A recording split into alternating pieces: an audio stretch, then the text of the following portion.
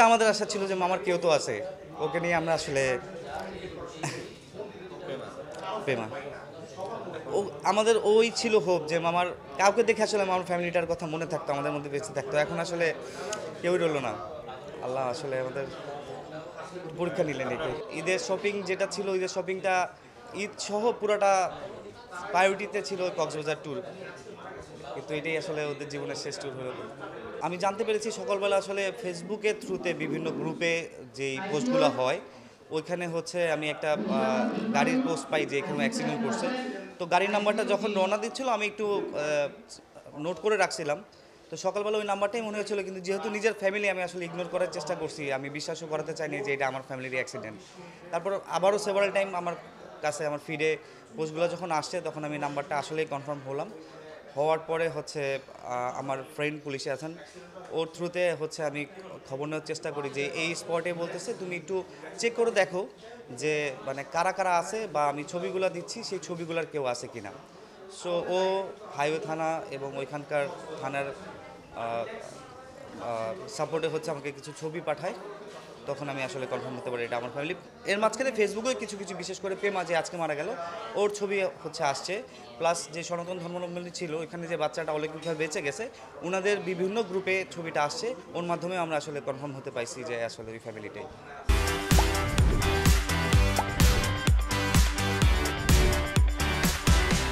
Basically হচ্ছে যে মানে ওই কোন থানায় আছে এটা তো শিওর হয়ে গেছিলাম যে ওই থানায় আছে, বাট লাশগুলা কোথায় আছে কেউ কেউ আমাকে বলতেছিলেন হচ্ছে যে সব লাশ এখানে এই হাসপাতালে চলে আসছে, পেমা এখানে বেঁচে আছে, বাকিরা হচ্ছে এখানে আর কেউ নাই। আবার কেউ কেউ বলতেছে আসছে অন দ্য ওয়েতে, আমরা অনেক ইনফরমেশনই পাচ্ছিলাম। তো এখানে আসার পরে এখানকার কয়েকটা গ্রুপ ওনারা আমাদের অনেক হেল্প করছেন, বিশেষ করে এখানে আইসিইউ থেকে শুরু করে ব্লাড ডোনেশন থেকে শুরু করে তারা স্টিল নাও এখন অনেক হেল্প করতেছেন। প্লাস যারা এখানে ডাক্তাররা আছেন, আমি ছিলাম সকাল থেকে, আমি দেখছি ওনারা যথেষ্ট চেষ্টা করছেন। তো এই সাপোর্টটা আমি অবশ্যই স্বীকার করবো, তাদের আমি ধন্যবাদ জানাবো। আর যেটা হচ্ছে হাইওয়ে থানার যে লাশগুলো ছিল ওইখানে 5টা লাশ ছিল। এখানে মানে আমাদের এর থেকে একটু দেরি হয়েছে যে আমাদের ঢাকায় যে অ্যাম্বুলেন্সগুলো পাওয়া যায় বড় কেবিনে, কিন্তু এখানকার স্থানীয় কেবিনগুলো সিঙ্গেল কেবিনের হয় অ্যাম্বুলেন্সগুলো। তো আমরা চাচ্ছিলাম যে 2টা কেবিনে আমাদের 6জন যারা আছেন তাদের যদি হয়ে যায় 2টা অ্যাম্বুলেন্সে আমরা একটু তাড়াতাড়ি প্রসেস করতে পারবো। তো এই প্রসেসে আমাদের একটু ডিলে হয়ে যায়। প্লাস ওইখানে যে ফর্মালিটিসগুলো আছে আমরা যদিও বা আমার বন্ধুর থ্রুতে প্লাস আমার মামা শালার পরিচিতের থ্রুতে আমরা অনেক ইনফরমেশনই পাস করে দিয়েছিলাম, কিন্তু তারপরেও দেখা গেল এখানে যাওয়ার পরে আরও 1-2 ঘন্টা আমাদের লেন্দি হয়েছে টোটাল প্রসিডিউরটা করতে। আমার মামার ফ্যামিলিতে আপাতত আমার নানি আছেন, মামার সাথে থাকতেন, আর আমার আম্মারা 4 বোন, 4টা খালা আর কি। একটা আমাদের আশা ছিল যে মামার কেউ তো আছে, ওকে নিয়ে আমরা আসলে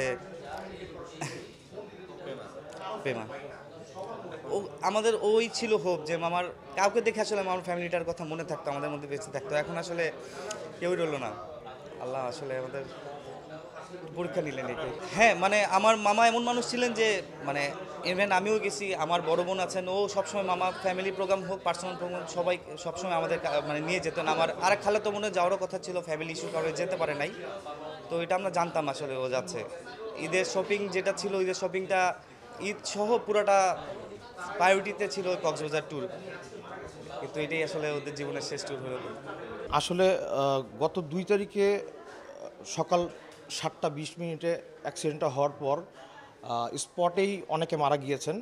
এখানে চিকিৎসারত অবস্থায় এই মেডিকেলে 2 জন মারা গিয়েছেন। আর হচ্ছে এখন আমার বড় ভাগ্নি যিনি ছিলেন উনি এখন ইন্তেকাল করেছেন। এখন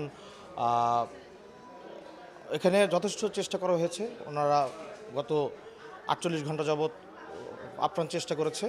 ঠিক আছে, আমরা যথেষ্ট হেল্প এখান থেকে পেয়েছি।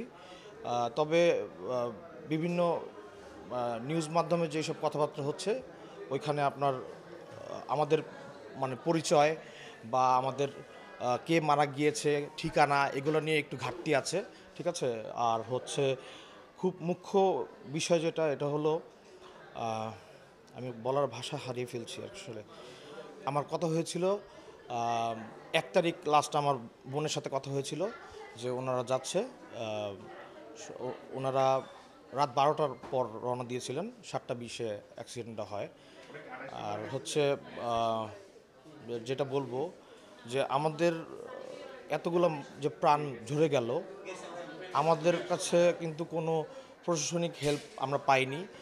এই যে ডেড বডিগুলো ফায়ার সার্ভিস উদ্ধার করলো এবং প্রশাসনের কাছে হস্তান্তর করলো, ওনাদের কাছ থেকে আমরা কোনো সহযোগিতা পাইনি বা আমাদেরকে জানানো হয়নি। আমরা ফেসবুক থেকে ভিডিও দেখে, ঠিক আছে, তারপর আমরা সব কিছু পার্সোনালভাবে আমরা এটা নিউজটা পেয়েছি।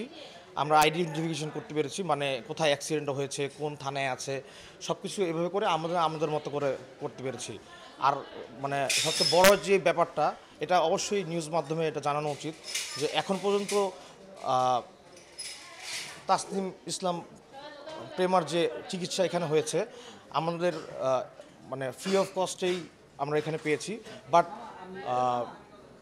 মানে যেই কথাবার্তাগুলো বিআরটিএ থেকে বলা হচ্ছে যে ওনাদেরকে অনুদান দেওয়া হবে বা সাহায্য দেওয়া হবে, এই ব্যাপারে আমরা এখনো পর্যন্ত কোনো হেল্প এখনো পাইনি।